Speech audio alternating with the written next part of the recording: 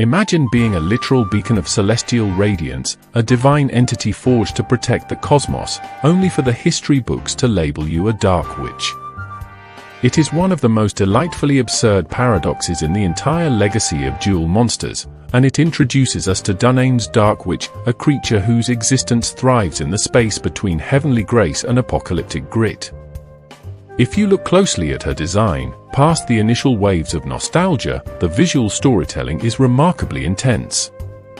She sports these highly reflective, metallic wings, which resemble sweeping, crescent blades more than organic feathers, hinting at a techno-organic architecture rather than pure biological anatomy. Her torso is encased in a polished, crimson cuirass, accented by deep gold trim, and punctuated by these vibrant, emerald spheres embedded at her collar and crown. These green orbs look less like decorative jewelry and more like auxiliary power conduits, designed to channel or filter the immense spiritual energy she possesses. Her deep violet hair provides a stark, cooling contrast to the background, which is a terrifying, chaotic tapestry of fractured obsidian and pulsing, volcanic magma. She is not standing in some peaceful, clouds and harps paradise. She is firmly entrenched in an active war zone, completely unfazed by the surrounding cataclysm. That brings us to her personality, which we can piece together from the ancient fragments of her background. Dunames Dark Witch is defined by an unyielding, almost fatalistic valor. She is an angel tasked with fighting in an all-out war that is explicitly prophesied to end in the literal destruction of her world. Imagine the psychological fortitude required for that.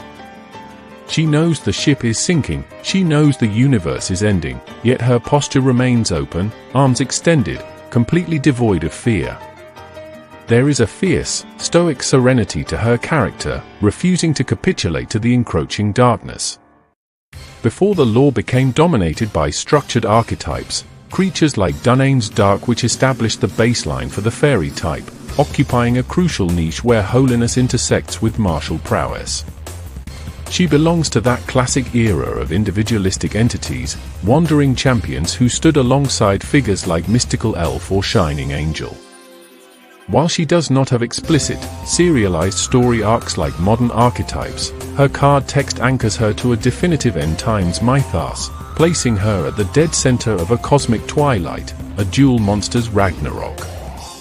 The real-world inspirations behind her identity are deeply philosophical. Her original Japanese name identifies her as a Valkyria, drawing directly from Norse mythology where these figures chose who would live and die in battle. But the prefix, Dunamis, elevates it further, pulling from ancient Greek philosophy and early theology, where Dunamis represents potentiality, the inherent power to cause change. She is, quite literally, the personification of divine potential, weaponized for survival. Of course, the English localization team completely missed the memo, looking at a pure light attribute angel and deciding to name her a dark witch, giving her a hilarious, corporate identity crisis that fans still chuckle about today.